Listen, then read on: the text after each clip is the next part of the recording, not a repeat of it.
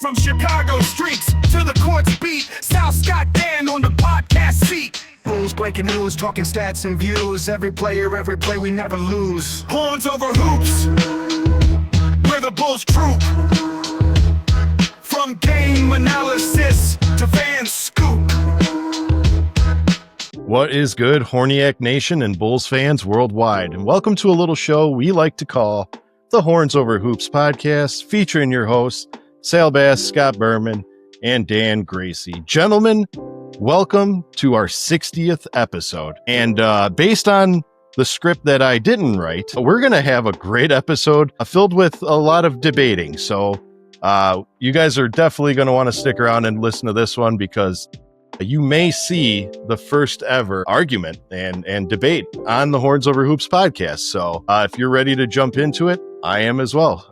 Gentlemen, the NBA Finals is over. This should come as no breaking news to anybody. Oklahoma City Thunder won their first ever championship in Thunder era, not in the Sonics era, because they're not the Sonics. Yeah. I'm sick and tired of people saying they're the Thunder. They're not the Thunder. Or I'm sorry. I'm sick and tired of people saying they're the Sonics. They're not the Sonics. There never will be the Sonics. Bring back the Sonics. Adam Silver. Bring them back. But anywho, the Thunder. Yeah, I don't think anybody's saying that they're the Sonics. They're not the Sonics, but the Thunder historically do have two titles. They have Yes. one. They just won it the other day. They have two banners. They're going to have two banners up next year. I refuse to acknowledge that they're gonna. I refuse. No, if you That's refuse, like it doesn't mean Sears it's not. Tower. It's still going to always happen. the Sears It's Tower. true. It's like the Sears Tower. It's never going to be Just the like Willis the Tower. Lakers still have those championships from Minnesota. That's neither here nor there. But anyway, gentlemen, I did watch all 7 games of the finals, and I rather enjoyed them. But I do know one person who has a take or two about the finals, and that is my lovely co-host, Scott Berman, who has lusciously prepared a list of rants and gripes that he has against our favorite, our favorite sports media network, and that is ESPN. Scott, whenever you're ready, take it away, and then we'll go into Tuesday trivia. I hate ESPN. At least I take that back. I don't hate ESPN. I hate ESPN's basketball coverage because no one watches the games. You give us Stephen A. Smith, who half the time he is talking shit about Halliburton and SGA, who had just won a MVP. Why are you talking shit about him? And then after the series is over, he's praising him for how great he is. And it's like, what are you doing? All the insight during the halftime show, it's like they didn't even watch it. They come up with great things like Stephen A. Smith said, the Pacers really need to step it up. How is that? What is that? How is that telling us what the Pacers need to do? Where are you telling us, hey, this is a weakness that they can take advantage of. This is where they're struggling at. They just need to step it up. Words of the wise right there. Like game 5, it just turned into Stephen A. Smith and Kendrick Perkins just yelling at each other for 5 minutes, and not a single thing was talked about. It's so terrible. Like, give me some insight. Give me something. End of game 7. What did the cameras do? Did they stay on the floor and celebrate with the Thunder? Or did they follow the Pacers crying into the locker room? They followed the Pacers crying in the locker room. Why is that a thing? A team just won their first championship as a franchise. Nope, let's watch the players sad. They literally followed Halliburton into the locker room, his mom carrying him, and his mom had to stop and tell the cameraman to leave. Why are they doing that? That was TJ McConnell? Yeah, still. Let's talk about Halliburton's injury. Why are they showing it on replay for 5 minutes straight? Like, stop. Like, it's such a bad network when they're doing that. And what really pisses me off is Adam Silver recently went on, I forgot what he was on, but he said real NBA fans watch ESPN. No, they don't. Like, that's where they get their best analysis. Adam Silver said that. Terrible. I'm going to go into it later, but the draft, absolute mess. How they kept talking about they named the wrong name for players. Like Kendrick Perkins He knows nothing about college basketball. Why is he there? Because he's Team Like, he doesn't know these players. Sure. How many times did they ask the players about Cooper Flag? This is their big day. Why are you talking to them about Cooper Flag? They did the same thing with Zion Williamson. I remember like RJ Barrett got drafted and all they kept asking was like, how's Zion Williamson? You played with him at Duke. How great is he? It is. Dude just got drafted 3rd overall and all you can talk about is another player. ESPN is such a terrible network to deal with basketball. I hate them. It's dog shit. Also, I have a lot of gripes about ESPN with the draft. Draft started at 7. We didn't get the second pick till 25 minutes or 7:25. Why does it take 25 minutes to say 2 picks? It says pick is in on screen for 10 plus minutes. Absolutely ridiculous. I don't need it dragged out that long. Gotta get through the ads. Exactly. Why did the draft get split into 2 days? And then you have guys in the green room for the second round. When is that a thing? Half these guys that are drafted aren't going to make the team. They're going to be G League players or they're going to get cut at some point. Like, why are you having a green room with these people? Also, if you're going to like televise the draft like that, don't have commercials while there's picks happening. Literally the Bulls and Lakers picks were during a commercial. Like, if you're gonna do this, why are you gonna have commercials during the middle of picks? The MVP of the last season, I know for sure, I'm pretty sure he won, was drafted 2nd round during a Talk About commercial. Exactly. But you know what? They had him getting drafted on screen. Literally the Bulls and Lakers picks. Exactly. The Bulls and Lakers picks. It was a commercial. They came back and said, here are these 2 picks that happened while we were away. They don't do that anymore? No, they literally were away from commercial. It came back and said, these 2 picks happened while we were at commercial break. Yeah. Why is that a thing? I don't know. I think they started it a couple years back, the multiple day thing, where they split the first and the second day. Yeah, I absolutely agree. Stupid. I think it's just to try to get more views, but like, I mean, how many people really watch ESPN is a joke of a network. Other than college sports, that's the only thing they're good at is college sports. And they should stick to that. NBA, it should be pulled from them. I can't wait for NBC to take it over. That is my first rant about ESPN.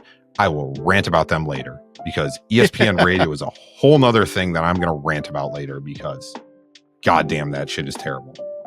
Well, there you go, folks. I promised you that the 60th episode was going to be a banger, and here we are banging away. Kendrick Perkins needs to be fired. That is my statement of the day. Kendrick Perkins needs to be fired. He has no thoughts that are good. That would make KD so happy. He would. It would make every NBA fan happy. Yeah, but especially KD. Well, speaking of which, gentlemen, we didn't open up with it just because I wanted Scott to bring the fire with his rant. But today, in honor of our 60th episode, we have a special 60-themed Tuesday trivia for you and the listeners at home. Listeners, play along by dropping your guess in the comment section down below and play along with us.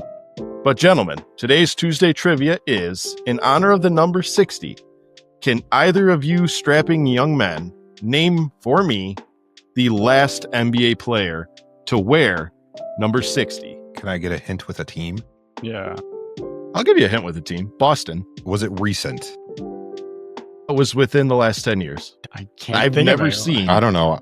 I want to say like dumbfounded Samuel looks. Ballenberg. No, he wore 55, but I was close. Jeez. Yeah. I just feel like bench player. Can you tell us if he was a bench player? Yes, very, very, very bench player. Okay, so I figured. Yeah. Is he a known player? Like we should know him?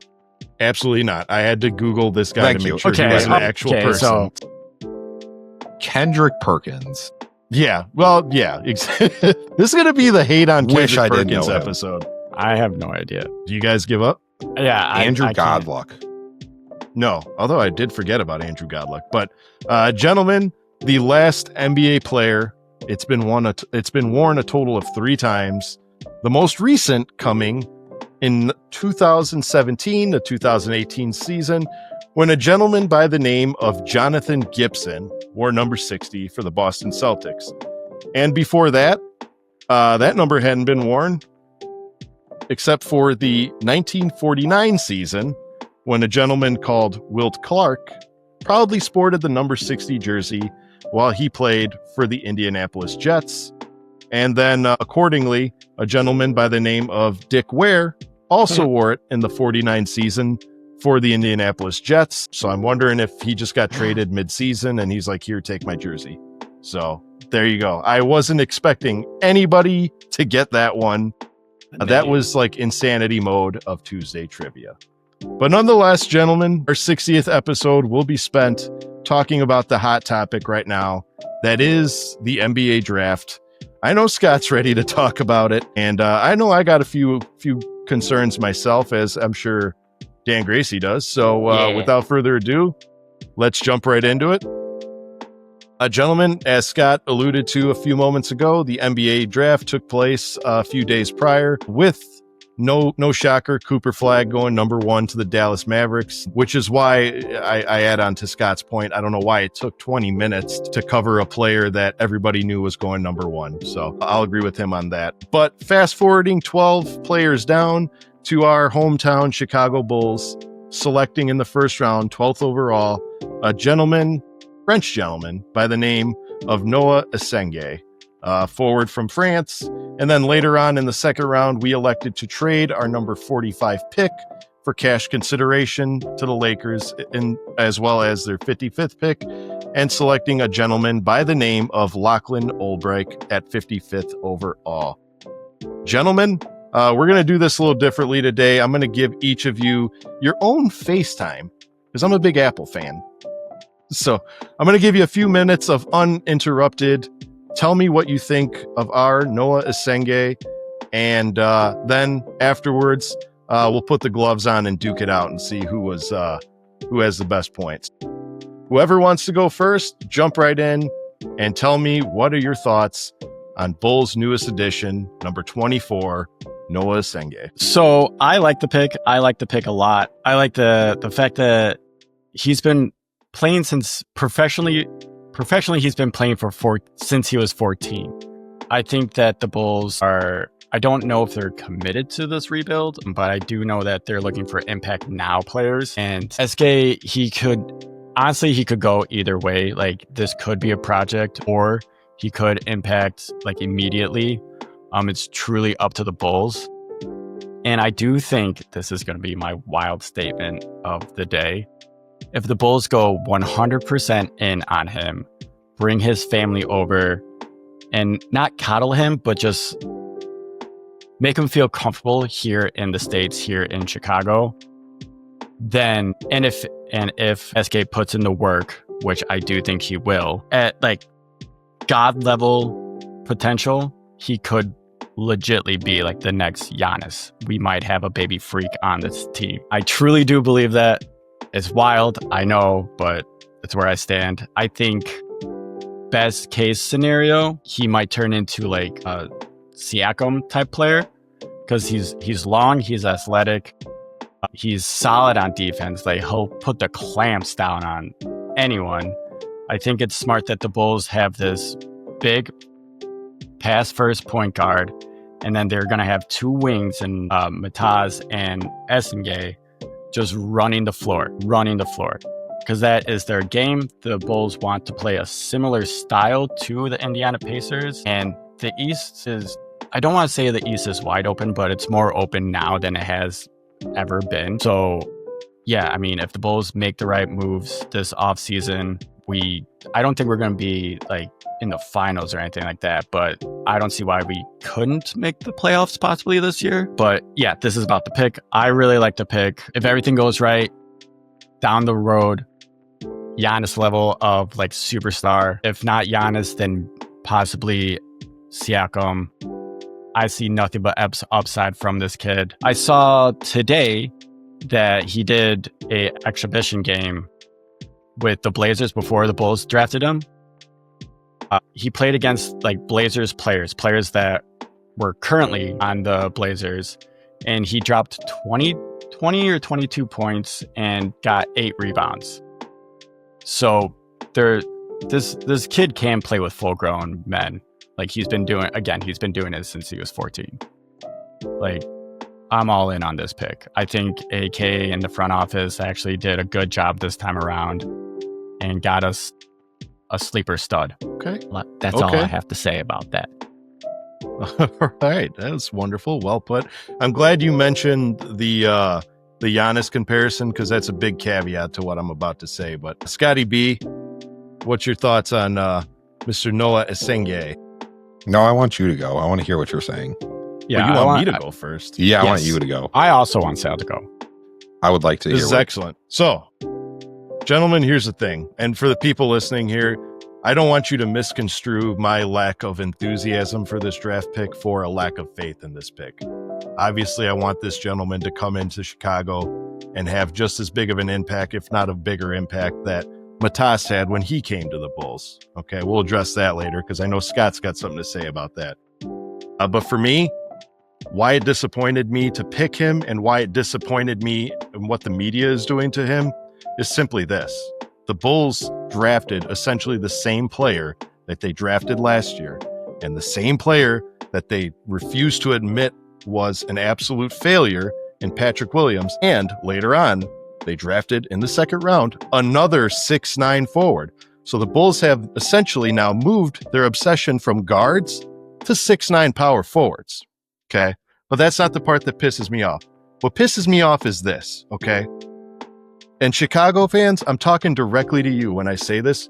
We need to stop putting these players on a pedestal that have absolutely no rhyme or reason to be up on this pedestal. And what I mean by that is, this is the same fan base that a few years back when Niko Mirotic was drafted were telling me that he's going to be the next Tony Kukoc. He's going to be the next big thing. What happened? He couldn't last in the NBA.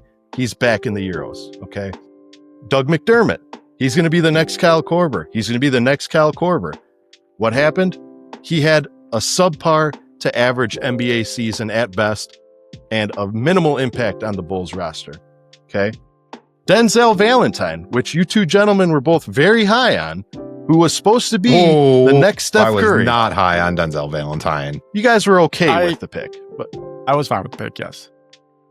Denzel Valentine, who was supposed to be able to shoot the ball like Steph Curry, and the irony is that he couldn't, we put him on a pedestal. Fast forward to last few years, when we drafted a man by the name of Patrick Williams, 4th overall, and telling him he's going to be the next Kawhi Leonard, and the man is barely surviving on this team. Okay? Now you're going to go and tell me, and I'm not speaking directly to Dan, I'm speaking to the people on Twitter, on social media, who's basically saying that Essengue is going to be the next Giannis. Stop it. Okay? There's a reason why Giannis was known as the Greek Freak before he even came to the NBA. It's because he was doing stuff overseas that the NBA had never seen before. The man was essentially a Greek freak before he even got here. Noa Essengue is an 18-year-old who has never played in league. 17. He's 18. He can't get drafted if he turns 18 in December.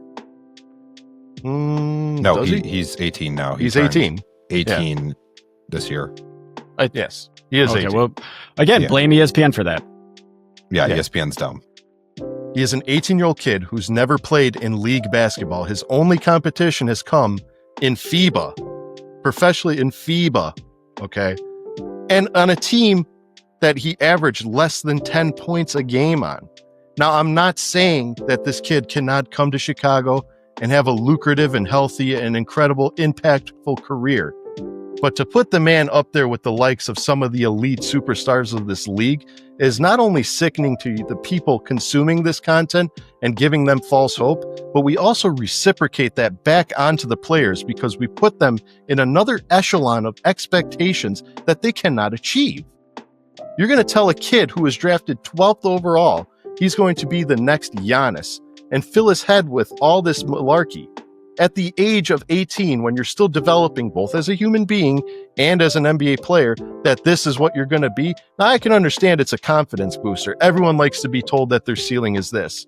But before you even step foot on an NBA court, that's what you're bringing to the table. We got to knock that off. Okay. Now, accordingly, why did we draft a player when we were so short at the center position? What does that tell me? It means we're not ready to move on from the Vucevic trade. We're still trying to get rid of Patrick Williams, which is an upside until we realize that nobody wants him. Okay. But we lack at center. I understand our goal was to go all in on Maluak. And believe me, there was a really big upside when I saw that 10 picks went by without him getting picked. I was hopeful. Okay. But I still think that I would have preferred Thomas Sorber. That's just me, because the man specializes in what Vucevic couldn't do, and that was get the offensive board. Why did we draft this guy? Because he's a foreigner and 18 years old. Now, unless I missed the memo that P. Diddy became the man in charge of drafting for the Chicago Bulls, when did we start drafting just because of age? So again, I'm not upset at the pick. I'm okay with it. I'm trusting my man Stacey King. Stacey King's high on Essengue, as well as the rest of the Chicago fan base, which is fine. I don't mind the guy. But we need to stop putting players in an echelon that they are not. We just need to accept the fact that this man may grow up to be a Siakam. He may have a very successful career, but I'm putting him more in the category of a Chandler Hutchison, just a man coming in off the bench, get you 7-8 points, a few boards, maybe a steal or two. That's it. That's why I'm not so high on him, because we're making him out to be something he is not. Scotty B. All right. Mic drop. Don't Yes. drop my mic. It's expensive. So, I see where you're coming from, but I am going to go in a slightly different direction. I like this pick because, first of all, your whole thing about all our draft picks, I think you're looking at the wrong spot.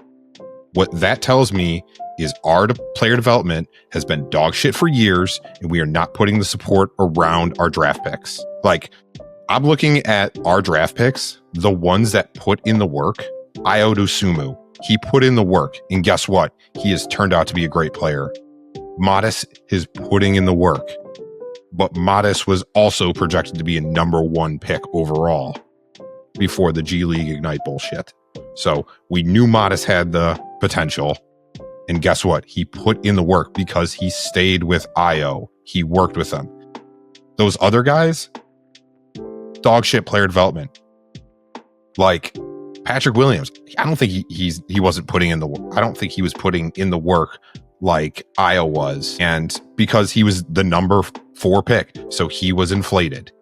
Media inflated him, like you said, and put all put him too high. But I think the Bulls player development is dog shit and has been dog shit for years. Like, I could say out of the last 25 years, you have Derrick Rose, generational talent.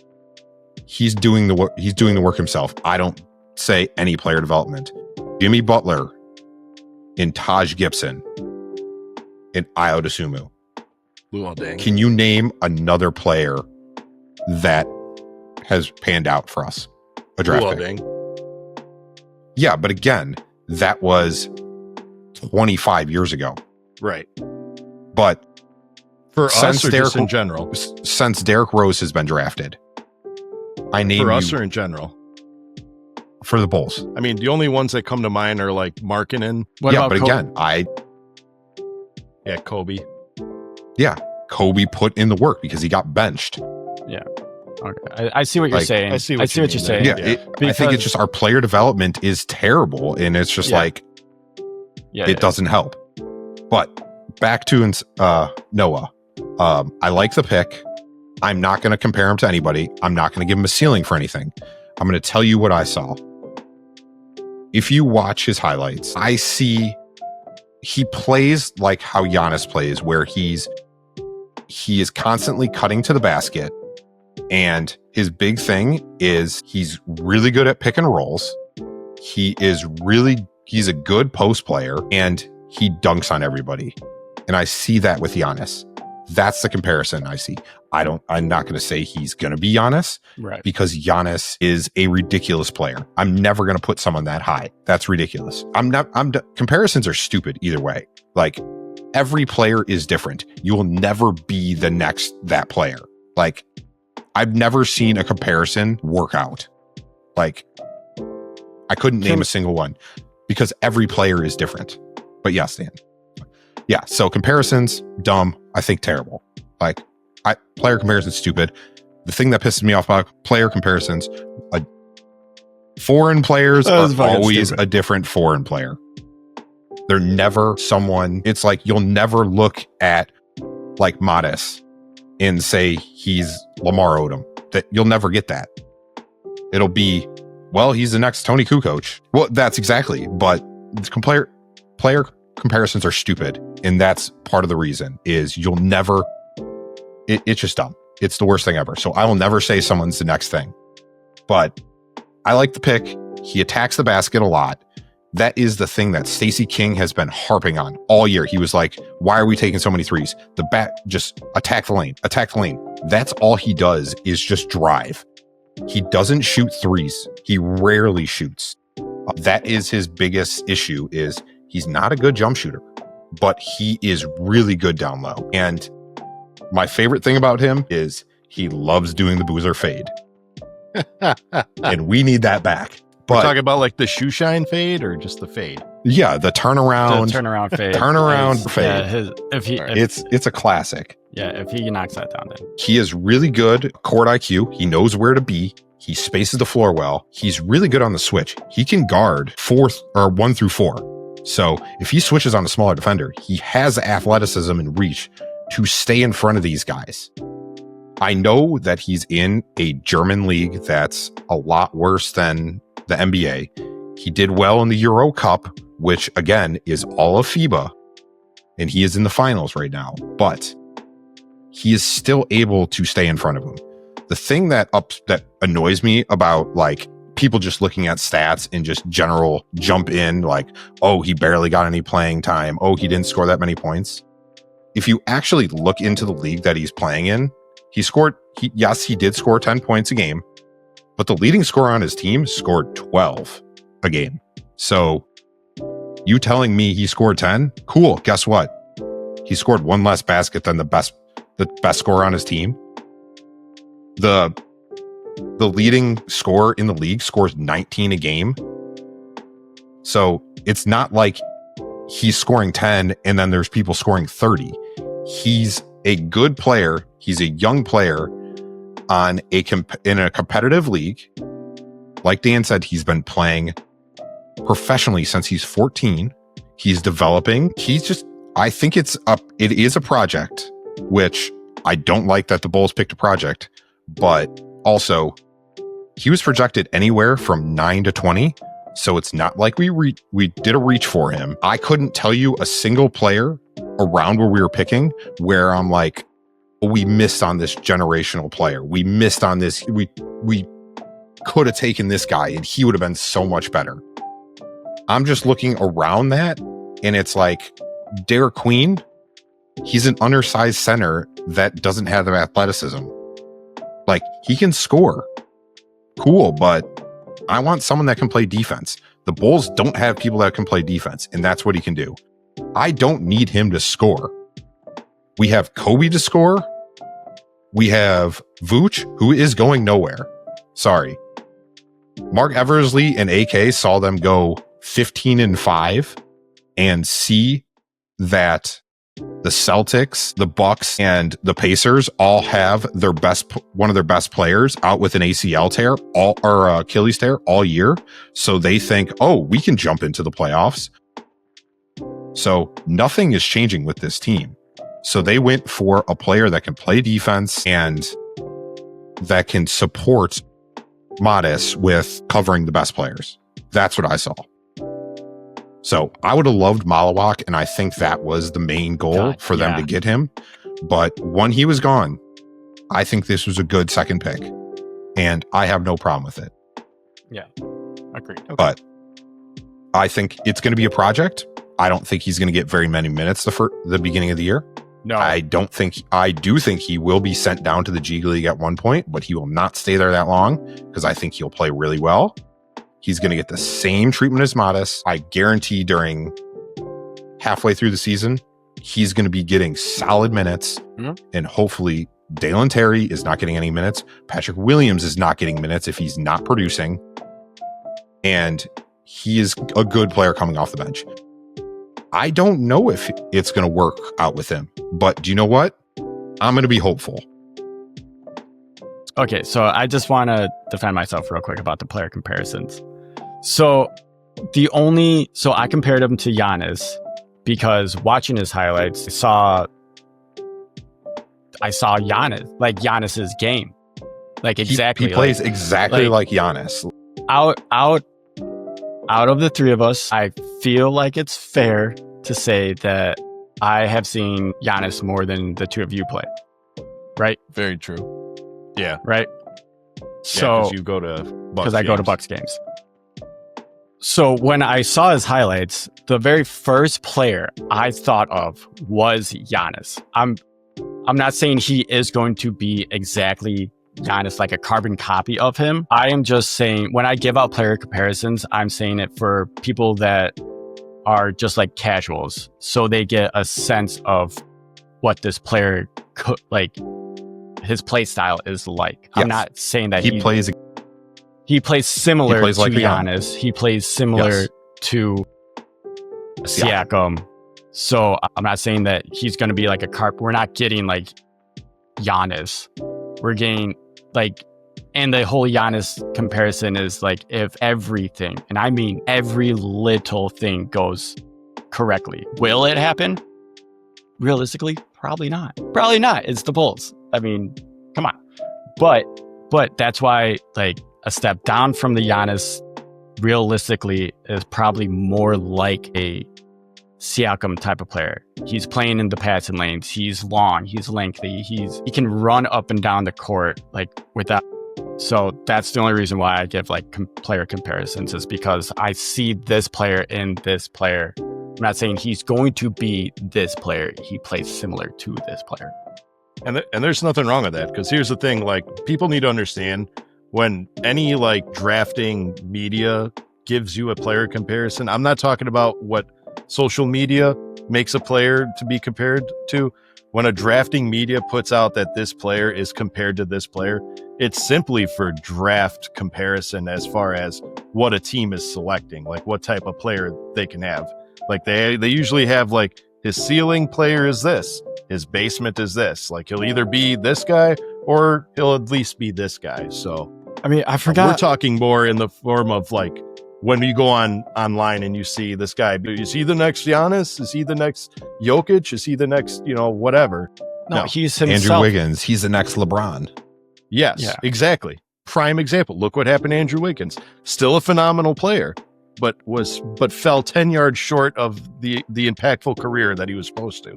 And again, it's also because like the media mainly puts these players on pedestals, and that puts pressure onto the player, and like the player is either gonna rise to the occasion or just crumble because of all the pressure. So my point exactly. It is unfair to put so much pressure on these young kids. My point exactly. You see it in the draft. Certain players have that demeanor. Like I was watching the draft, I could tell you, I'll give you a prime example. VJ Edgecombe, his demeanor, he carries himself like a player who is about to emerge as a future superstar in this league. As much as people are giving him gripe right now, Ace Bailey carries himself like a superstar that's gonna, I don't mean his antics, because the man better tighten down the hatches, because if he continues to with this shenanigans, he's gonna find himself out of the league. If you want a player comparison with Bailey right now, I guess this isn't really correct. I don't know if this is right or not. You guys tell me. But I would say he's like Westbrook, because he's pulling some fucking bullshit like behind the scenes to try to get his way. Well, you could say that about James Harden.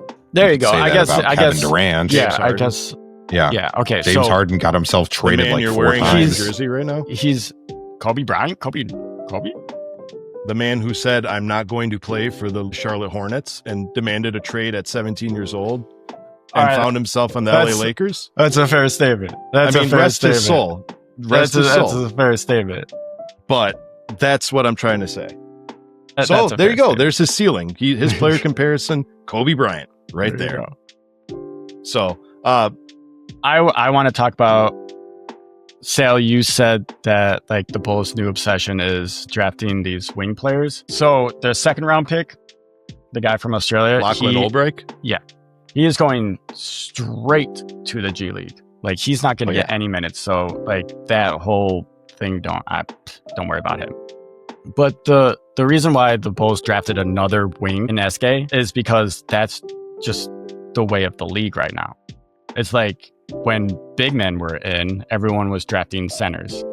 You know, guards were in, everyone was drafting guards. I mean, we were part of that as well. I mean, we have too many guards at this point. I'll take as many wings as possible because we need size. But yeah, that's just the way. That's just the way. Plus, our forwards are dog shit. Well, yeah, true. You like? Can you name me? We have one forward that's good, unless you're Matas. Yeah, Matas. Are you counting Herter as a forward? But yeah, well, like a power forward or no? He's a small forward. Yeah, exactly. So we have Patrick Williams, him, or Matas, and that's good. Yeah, exactly. Or they're probably going to move Matas to the 3, if anything.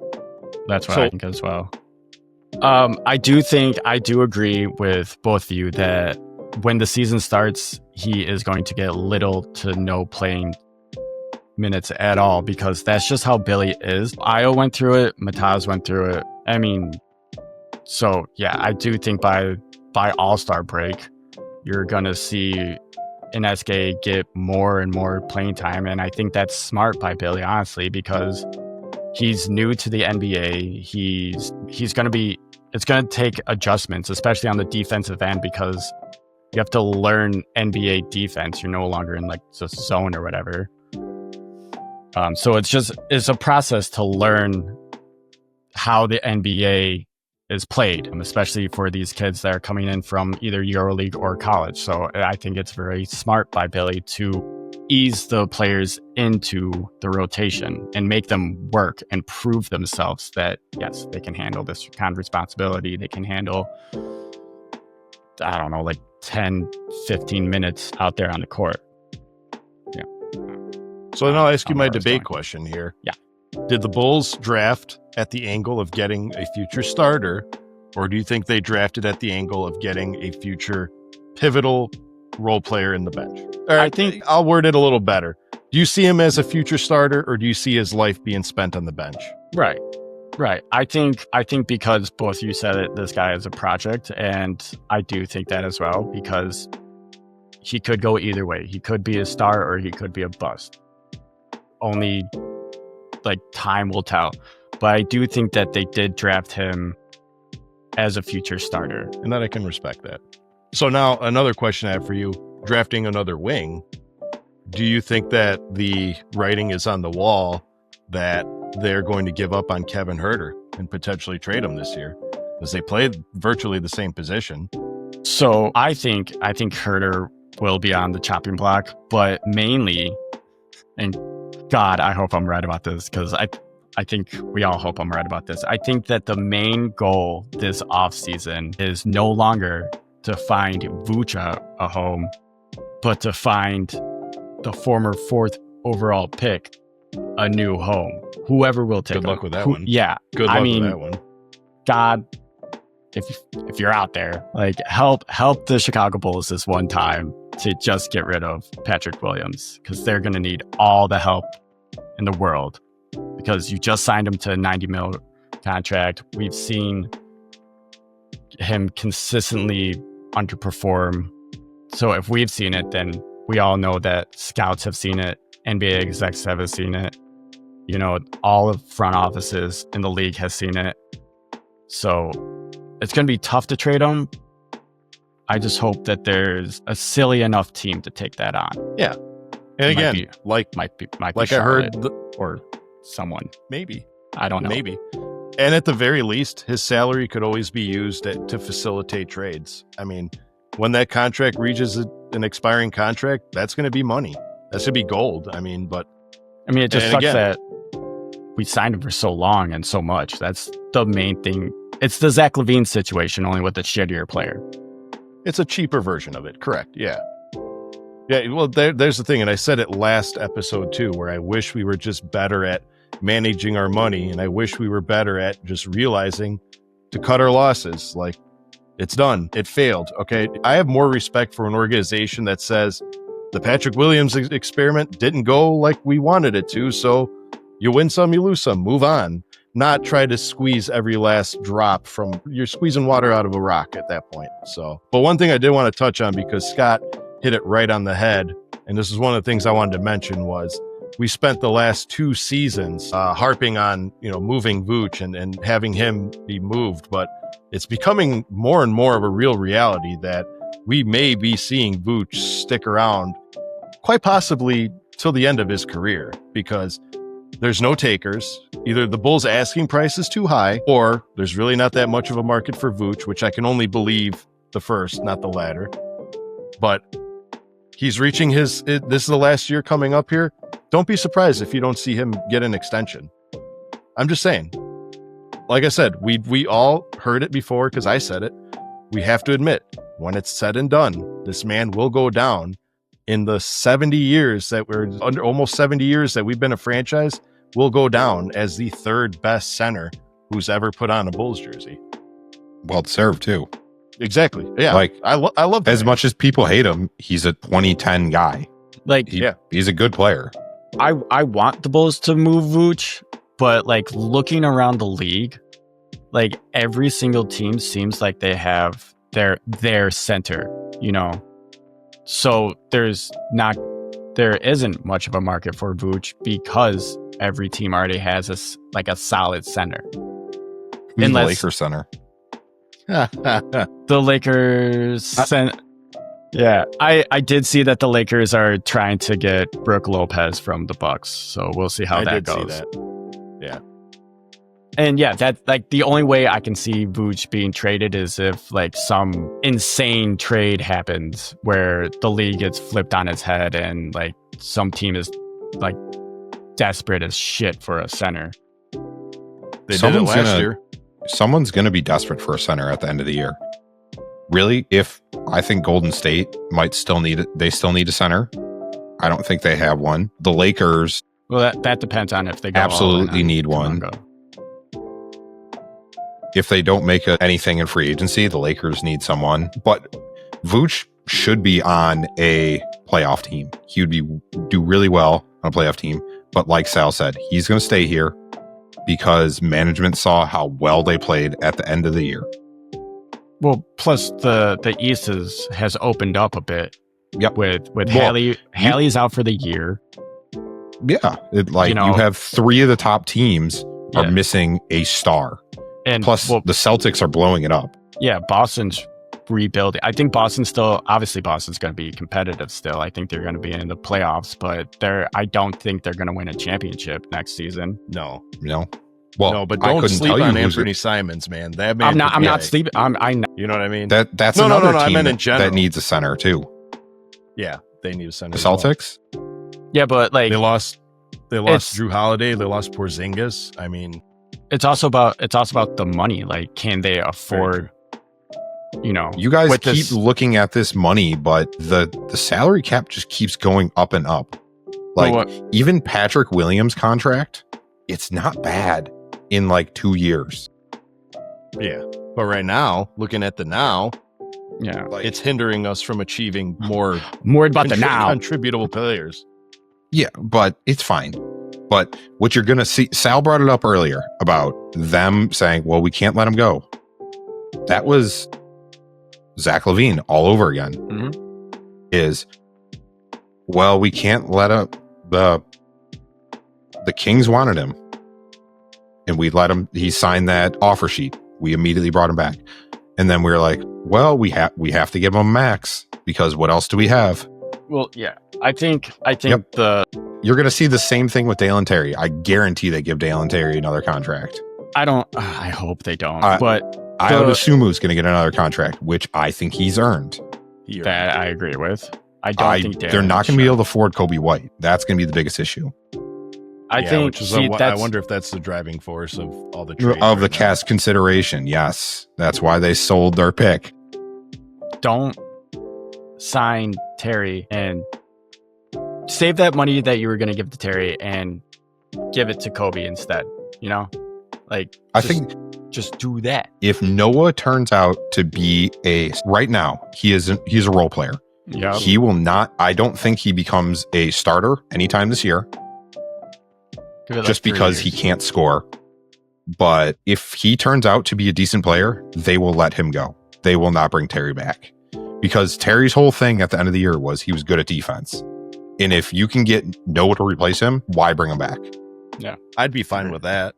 Yeah. If Noah just turns out to take his spot, that's fine with me. Yeah. If we have a better player coming off the bench, great. Like that's fine. Kevin Huerter, they're not trading him this year. I don't. He's staying. That this team is not changing. I think you guys need to settle with that. Kobe's not going anywhere. Vooch is not going anywhere. No one on this team is going anywhere unless they're absolute dog shit at the trade deadline. Nothing's happening. I understand. They're going to be buyers. I guarantee it. They're going to be trying to be buyers. Oh yeah, we're buyers right now. Yeah. Do we need what do we need? Do we need a volume scorer? No. We have that. See, what do we need? Tell me what do the Bulls need? They're not going to trade for rebounds. They're not going to. Vooch is there. He's going to get 10 to 12 rebounds a game. They're not doing anything. The Bulls are not going to do anything. They need Don't expect anything. What they'll do is they'll either re-sign THT or they'll pick up someone just like some bench player. They're not going to pick up Seth Curry, which they should. They're going to do very little in offseason because they liked what they saw. Mark Eversley basically said it yesterday in his press conference. Their big thing is we're going to sign Josh Giddey. That's it. Well, that's what the Bulls are going to do. That's all they're going to do. Yeah. They could make trades. They could do it. They could have traded Kobe. They should have traded Kobe probably. Yeah, that Orlando trade sounded really good. They should have 2 first-round picks. I mean, I love Kobe. He's probably my favorite player. But 2 first-round picks, a point guard that's still relatively young and shows some upside, and a great defender and a Jonathan Isaac. I mean, you're painting a pretty good bag there. They could have done that. Also, they should have taken the Pelicans trade that Joe Dumars asked. I don't know if you heard this, Dan, but Joe Dumars, the Pelicans GM, called every team from 9, and then he got to 13 and made the trade with the Hawks. But he called every team and offered them their first round this year and then an unprotected first round next year. Okay. See, so I saw something about that. We would have moved back to 23. And the guy out of Georgia is who the Hawks ended up picking, who we all said we would have been fine with them picking, Asa Noel. Oh, okay. I really liked Asa Noel. We could have got him at 23, but we could have got the Pelicans first round picks next year unprotected. The Pelicans are not going to be a good team. No, they traded CJ. Why are you not taking that trade? Exactly. Like, there's not a guy in this like midsection that like was someone that dropped far that like for some character reason. Like there wasn't a guy there. Speaking that of, we had to jump on, so why not make that trade? Speaking of the Pelicans, I totally forgot that they traded Brandon Ingram. Sorry, I see what you did. I called him ESPN, Brandon Miller because ESPN doesn't know players' names. They called Colin Coward. That's what they said for the guy. They called Colin Coward.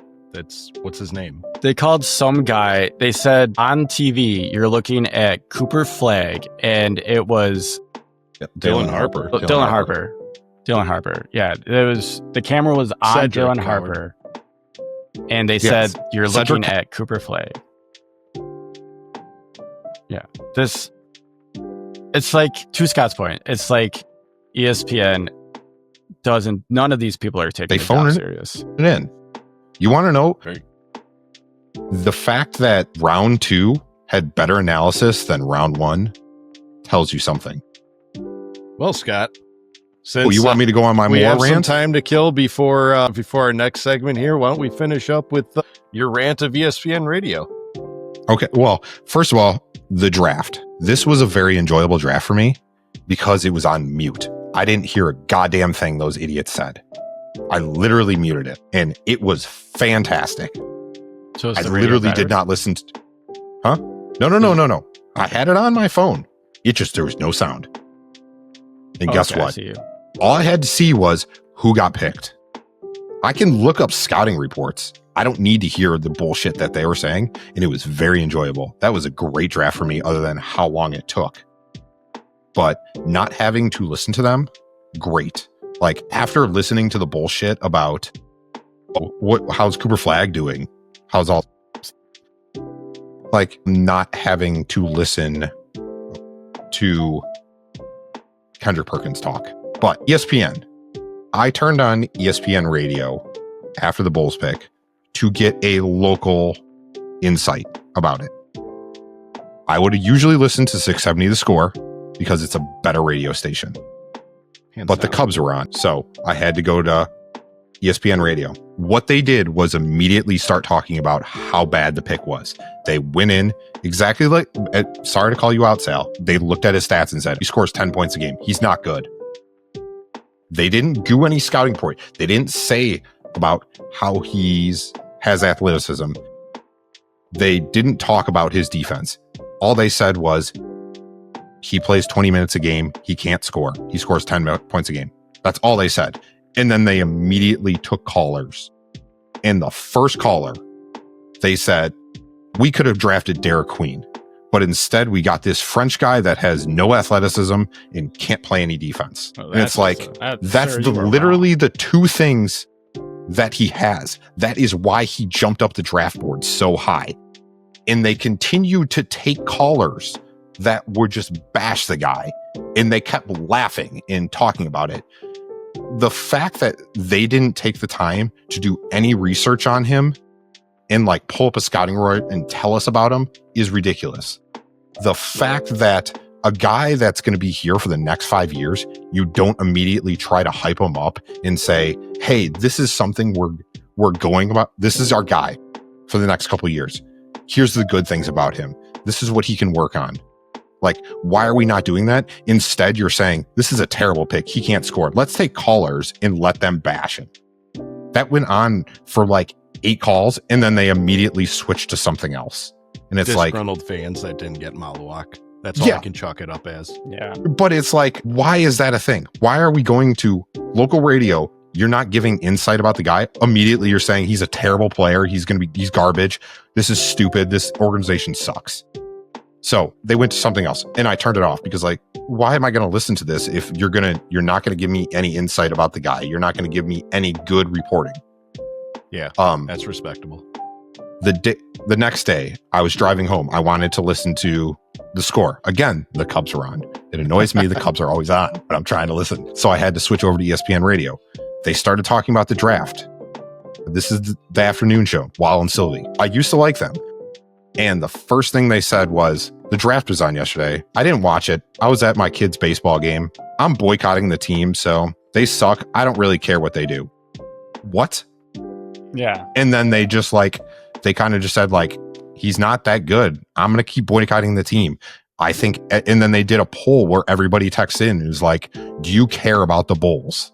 And 80% of the people said no. And it's like, why are you even putting polls out like that? What is this? What is this bullshit? Yeah. Like, ESPN is such a terrible radio station. They're a terrible, just everything to do with ESPN pisses me off. And it's just like, I used to listen to them and I used to really like them. It's just gone downhill so far, and it's crazy to me. The reason I listen to The Score is because they do their due diligence. In the morning, this morning, they were talking about the NHL draft. How many people really know about the NHL draft? They started naming like 6 or 7 players that the Hawks could take in their scouting reports. Like, not many people watch hockey. Like, hockey's not that popular of a sport, especially because the Blackhawks aren't good, and they went into depth about them. They make sure every night, they know what Chicago teams are doing. If they can't watch them, they wake up early and watch them in the morning, or get the information so they can tell the fans. They do their due diligence. I am tuning in to your radio station to learn about Chicago sports. Give me some good insight. Don't give me bullshit where it's like, well, they suck. Why should we care? Right. They're not a good run franchise. Why do we care? Right. Like, the Sky are terrible. Mm-hmm. 670 The Score literally had the Sky reporter on there talking about the team, talking about like what's going on, because they care about Chicago sports. Plus, they do they do such a good job with call screening. Like, they don't let idiots just go on there and just yell about how terrible everything is. They make sure people know what they're talking about when they go on air. And it's just like, it blows my mind that a company can let a radio station run like that. Like, you are a local sports station. Talk about Chicago sports. Don't bash your teams. I don't care that they're bad. Tell me about them. Tell me about the good things about them. Yes. Like, we can't all be ridiculous. the Thunder. Yeah. We can't all be the Thunder. We can't all be the Celtics. We can't all be those elite franchises. But it doesn't matter. You are a local team. You are a local radio station. You need to support those teams. Yeah. And I'll be honest with you, we're guilty of it too. Like, but here's the thing. Our guilt, like, yes, we do bash on our team. We spent 30 minutes bashing Patrick Williams a few minutes ago, but our bashing, I'm going to watch every Bulls game. Yeah, exactly. But our bashing comes with love. Yeah. Like, we still love this franchise. We are still going to follow this franchise. We're not just three idiots. Yeah. We're not just three idiots sitting here that watch one game a year and say this team is trash and turn it off. We watch it all. So I have three things. I have one question for Scott, one question for Sal, and then just a thing that happened at work today that I just think it's funny. So first, Sal, did you watch it on ESPN, the draft? I watched until we picked, then turned it off. But yes, I did. Well, hold on. I didn't watch it on... Yes, I did. We'll just say that. Yes, I did. Okay, whatever. Yeah, I watched it on ESPN. So he watched the ESPN stream. Yeah. Thank you. Okay, there you go. Okay. That's all I wanted to know. So I noticed after every player got picked that they had, like, you know, their little mini interview after they got picked. I noticed that every player had that except for Essengue. I turned it off after that, so I don't know. Does he really? speak English? I feel like he didn't. I don't know if he speaks English or not. I'm assuming he does. I don't know how well his English is. I don't know. Plus, he doesn't have any insight on Cooper Flag, so why talk to him? Exactly. Maybe that was the big story of the night. Was Cooper it's just Flag. something I and noticed. Ace Bailey refusing to go to Utah. That's it. Yeah, that's all something it was. I noticed. He's gonna love becoming Mormon. It's great. Exactly. Second thing, Scott, did you see Casey Johnson on 670 talking about Essengue? I did not see it. Okay, because so I don't. You guys know I don't listen to radio, AM, FM. It doesn't matter. I'm not listening to it. I can't. It's just not in me. But so who's the older host on that show? On 670? I don't know what time you're listening to. Okay. If it's in the morning, I mean, I saw this clip on YouTube, and it was Casey Johnson talking to two guys that are part of 670. It seemed like the older guy really wanted to know. He was like, I'm not familiar with this player. Like, tell me about him. I see that he's averaging 12 points. We need more of that. Is that good for EuroLeague? Is that bad for EuroLeague? Like, what's going on with that? And like, Casey Johnson answered every single one of his questions. So I see where you're coming from with ESPN really not giving a shit about Chicago sports, and then our own local radio station gives many fuck. Yeah, but it is a local station. It's Chicago ESPN Radio. No, that's what pisses me off. But like, Yeah, but the score, It's- like exactly what you're saying. He doesn't know, and he's asking questions. right. And they got a guy on to answer. Like, And why do you not have a expert on with you to talk about these picks, or just have a scouting report pulled up to talk about it? What was your third thing? because Scott mentioned the Chicago Sky and everything, I have a coworker that thinks that because Angel Reese sucks, that, yeah, those were his words, not mine, that he thinks that he could beat Angel Reese on one-on-one. Mind you, this guy's like 5'9". First off, he's never going to get a rebound, so he better pray that whatever shot he takes goes in, because he's never getting a rebound. Hashtag knee bounds. Did you see that young lady put She's a genius. patent on me bounds? She's a genius when it comes to marketing herself. I will even go as far as to say as you may see that go down as an official stat someday. I'm gonna make a bold statement that sometime, providing this hype stays real, you will see that be like a self rebound of some sort, a rebound off your own shot, be a recorded stat. I just think it's always ridiculous when a regular person thinks that they can beat a professional athlete. Yeah, And- you saw what and- happened with Scalabrini. In any sport. Yeah, like it doesn't matter if they're good in that professional sport or not. Like they made it to that professional sport for a reason, because they can compete at that level consistently. Did you guys see what happened with Scalabrini? Yeah. Scalabrini was at like a park in, I don't know if it was New York or Boston, wherever, and He's played some cooking random kids. guy and lit him up. And then he turned Cooking. around and said, "This is why I'm closer to LeBron than you are." Mm-hmm.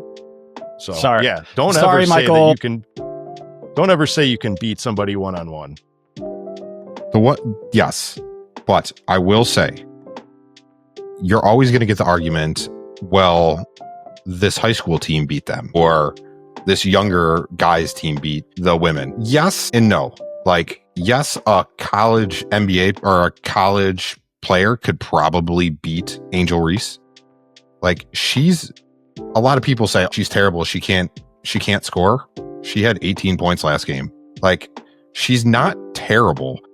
Stop the whole Caitlin Clark and her thing. Yes, she thought she was better than Caitlin Clark and it didn't happen. And guess what? She's moved on from that. Yeah. The only people that Caitlin Clark has moved on from it. The only people that haven't is the fans. But you're not going to beat them. Go watch. I forgot who it was. Had a video recently. Had a couple videos where he was training with Kate Martin from the Valkyrie, and they were playing one-on-one. Kate Martin kept winning. The guy used to be a college basketball player. Like, he's older now, but if you're not playing every day, you're going to get worked by these athletes because they're in shape. And guess what? You're not in shape. I don't care that you play randomly at Gold's Gym or whatever. You're not going to beat these players. Like, they're physical. They're going to the women's game is very physical, which is crazy to me. It's I insane. love I it. love it. That's what it. keeps me But- watching the WNBA on how physical it is. You see all out like checks. Like, we're talking hockey checks in WNBA. That's why I Like- love it. Yeah, I think that the WNBA is tougher than the NBA. Yeah. The And physical WNBA wise. is NBA right now. Yes. Where Yup. And I do want to add, I am not advocating for violence and anyone getting hurt. I just love that people have the intensity and the drive and the physicality in the sport. I'm not advocating for people to get hurt. And I say that because a couple of those plays resulted in some of those ladies getting hurt. And I don't like that. I just love the aggressiveness and the intensity. That's all. Yeah, and don't be Dwight Howard getting in fights. Oh my goodness. Did you see that? I almost went to that game. So I have a little insight about that. So apparently, I heard through the grapevine that Ice Cube told them to be aggressive and to get into fights with each other to build up hype for the big three. If that's true, Hey, it's a strategy. sure. Good marketing play. Good marketing. But- Exactly. I also think it looks terrible for those players to act Yeah. that way. everyone's trying to get their cut. Everyone's trying to get their views, including your local podcast. Wink, wink, wink. Yeah. Like, share, subscribe, follow, and all that good jazz, please. But gentlemen, that was our 60th episode in a nutshell, or in about an hour and 12 minutes here. But I'm excited for this next segment because ever since he introduced this game, I've fallen absolutely in love with it because it picks my brain as well. And that is everyone's favorite new game. Ladies and gentlemen, it's time for Skategories. Catchy theme music and what to follow. Whoa. We'll just keep that. We Nailed don't it. even. Yeah, there's your catchy Nailed music. All right, Scotty B. Brief I'll explanation. explain how the game. Yes, basically categories. So I give you guys a category, usually NBA related, and you guys kind of got to guess through it. One of the previous categories was you guys had to name the previous NBA Finals losers. So What do you got for us today? first categories, because this off season, as it's just started, has had a lot of blockbuster trades, including a prior MVP traded. Can you guys name me all the prior MVPs that have been traded? Okay. I think we got this.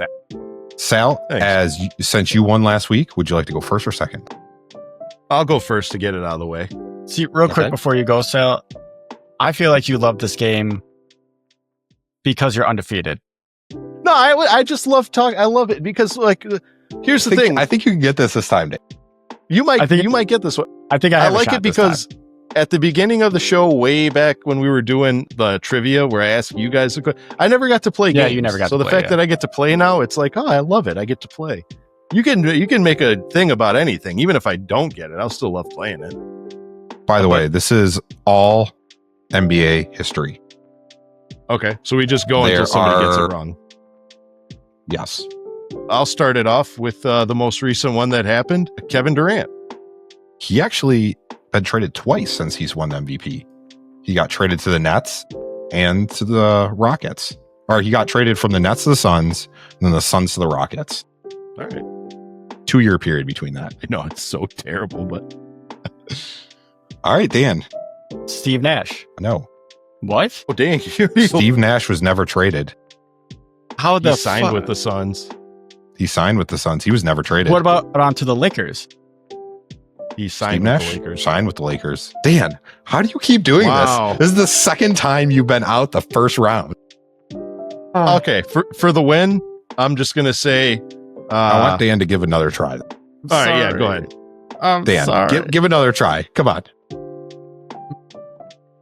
I don't think he won MVP. He took KD. Dude, I really... You I- talked about one of these guys earlier in the episode. I say a lot of things in the episode. I can't think. And when I'm put on the spot like this, I don't like it. It's not Dwight. It is Dwight? Dwight never won an MVP. Yeah, that's what I thought. Why am I so bad? Okay. at this? So that's So- two Just- strikes. Yeah, Yeah. Whatever. Sal, go I ahead. had so much. For the win, I'm gonna Yeah. say Russell Westbrook. I'm also Russell gonna Westbrook. add What's James Yes. Harden. James Harden. James Harden was traded Jesus twice Christ. within What is wrong a with me? year of each other. Okay, I'm gonna say I forgot if it. No, it was. I'm gonna say our current MVP was traded from the Clippers, and that is Yeah. SGA. No. This is after they won the MVP. Sorry. After they won the MVP, okay, then So mad at Shaq. myself. Shaq was traded twice. Okay, I'm gonna say. I mean, I already won, but I mean, Yeah. I'm so mad at myself. See if you can keep going. didn't. Hey, you know what? Whatever. Charles Barkley. Charles Barkley was traded from the Suns to the Rockets. Love this game. It's so good. I don't know I'm why going I'm so back in bad my- at this game. Allen Iverson. Allen Iverson was traded from the Sixers to the Nuggets. Dan, you can still say some people, unless No, Sal, you want to I'm just keep mad. rattling them off. No, I got. That's all I got. Who are they? Just- Who are they? It's just Dan, give me one guess. no. I don't want to anymore. Dan's Okay. all distraught. One of these guys is going to piss you guys off so much. Bill Walton. He won it in 78. He was traded in 85 from the Clippers to the Celtics. Bob McAdoo. He won it in 75 from the Buffalo Braves, and then he was traded to the Knicks the next year. Dave Cowens won it in 73. He was on the Celtics. In 82, he got traded to the Bucks. This next one's going to piss you off. Eric Rose won it with the Bulls and then got traded to the Knicks. I am pissed off. Wow. Yep. Hakeem Olajuwon I was won it in going to say 94. Olajuwon. He got traded from the Rockets to the Raptors in 2001. Kareem Abdul-Jabbar was traded from the Bucks to the Lakers. Yep. A year after he won the MVP. Okay. Kevin Garnett was traded from the T-Wolves to the Celtics. Moses Malone was traded twice, and he won an MVP between the trades. So he won it in 82. He got traded in 82, won it in 83, and then got traded in 86. Wow. Okay. Oscar Robinson won it in 64, got traded from Cincinnati Royals to the Bucks. And then Wilt Chamberlain got traded twice from the Warriors to the 76ers and then the 76ers to the Lakers. He also won MVPs between the trades. So he got traded in 65, won the MVP in 66, 67, 68, and then got traded in 68. Wow. What an elite athlete, jeez. I'm up one. Okay. Dan, What's you the got next this one? next one. Jesus All right. Christ. So this is also finals related. There has been 11 players that have won the MVP and the finals MVP in the same year. Can you guys name them? All right. I'll go first. Ace in the hole. MJ. Michael Jordan did it 4 times. Dude, I don't want to play anymore.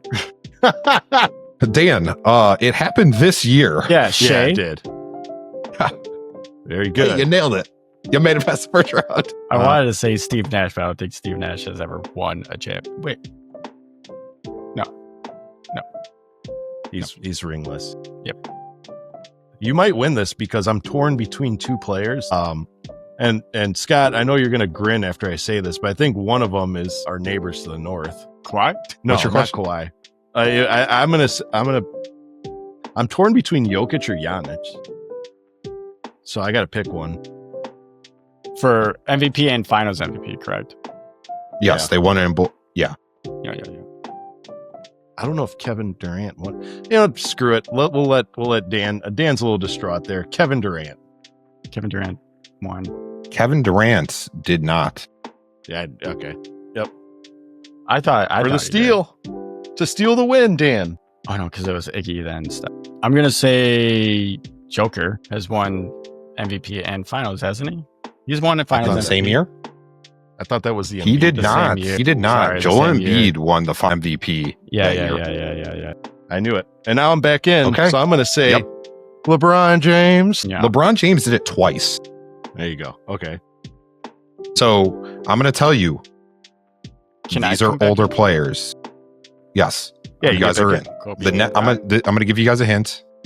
The next player was 2003. That is the closest. You just said Kobe Bryant. Yeah, I said Kobe Bryant. Kobe Bryant did not do it. What the fuck? All right. So for the win, I want to say Shaq.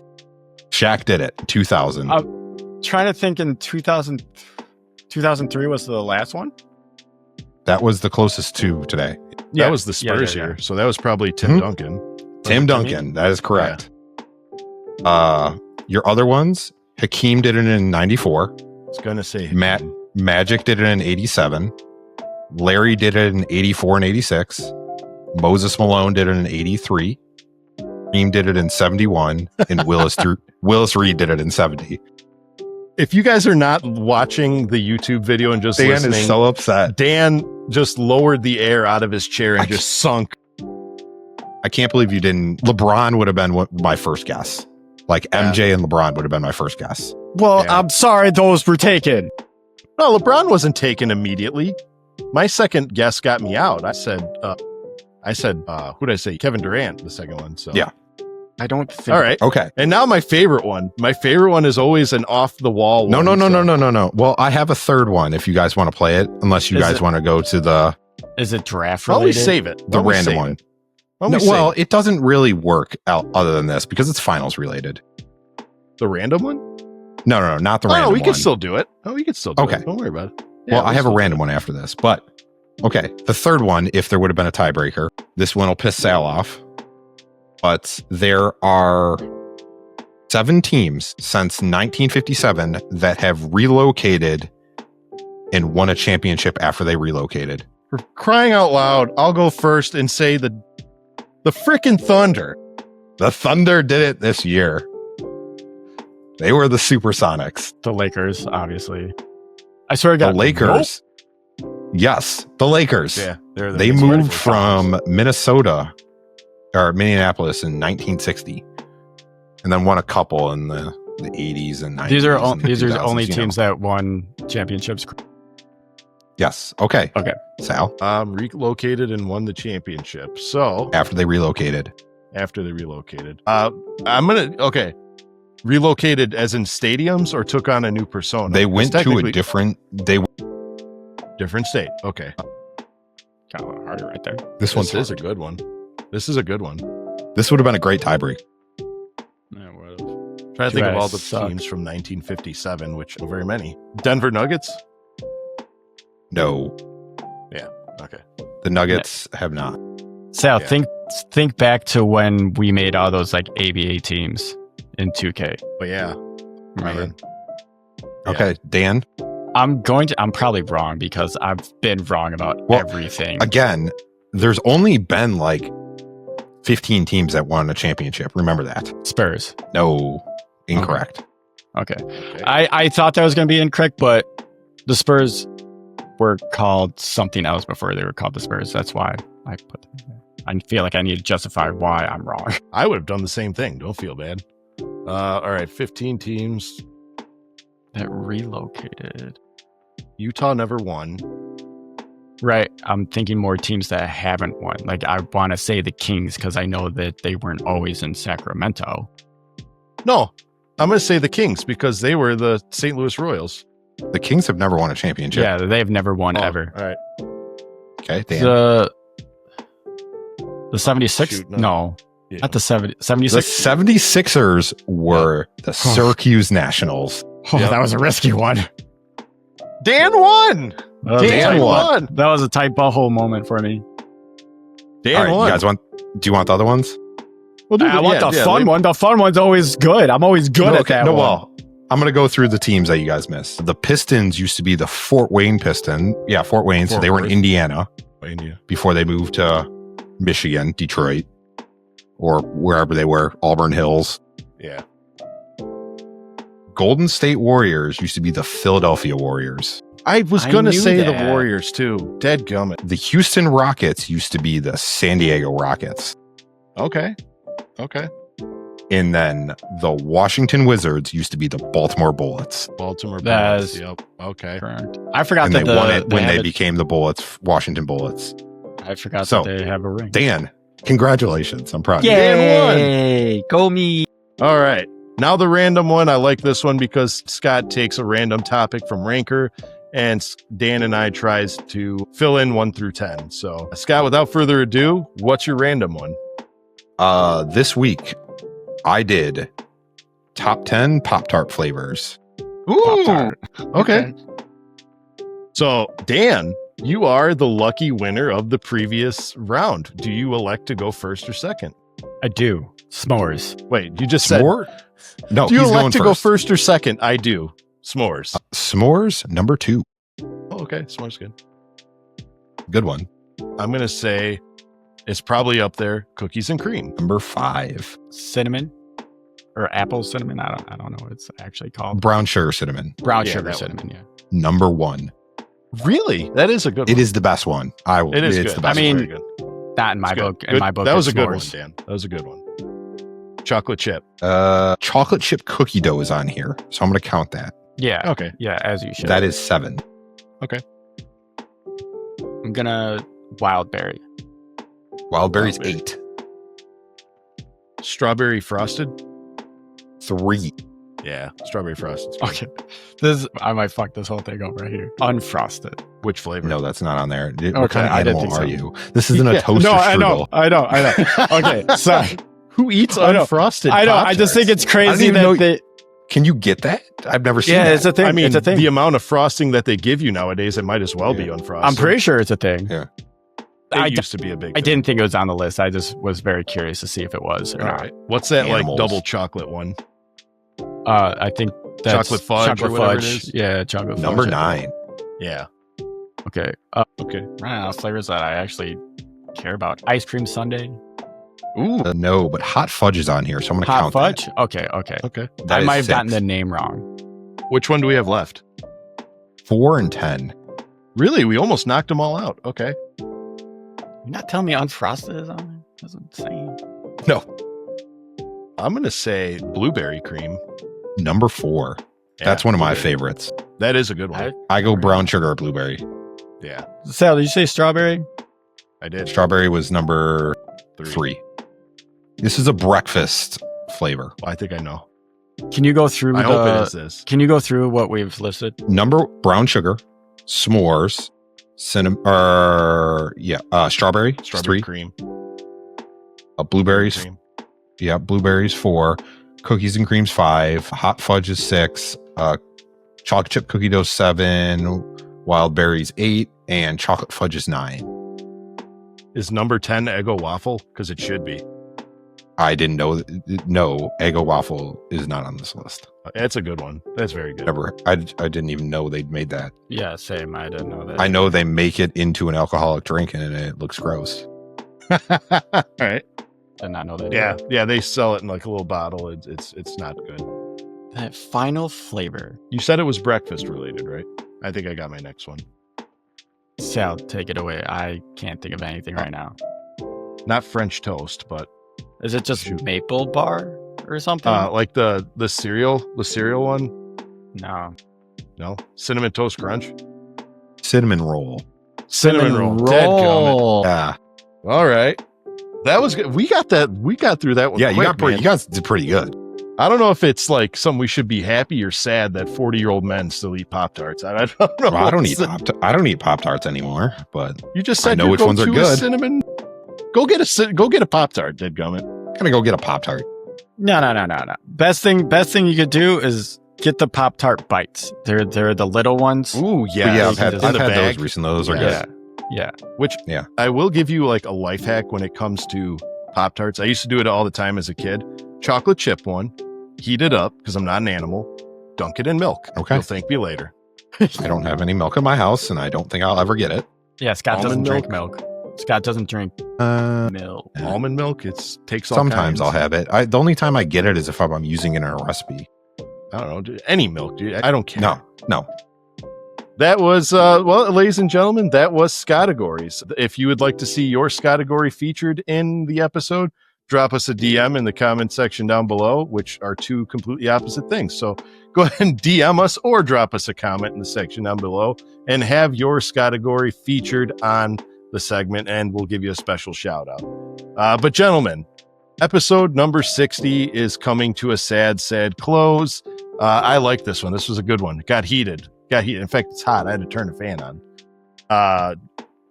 For time purposes, do any of you strapping young gentlemen who still eat Pop-Tarts, do you have anything for the Bulls fans and the Horniacs before we cut out?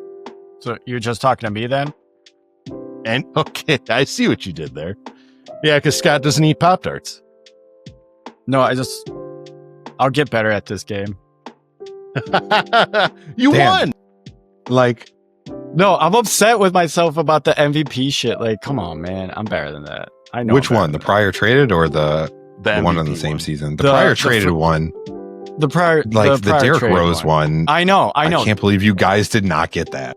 Well, because Is I forgot he why got I'm mad. traded.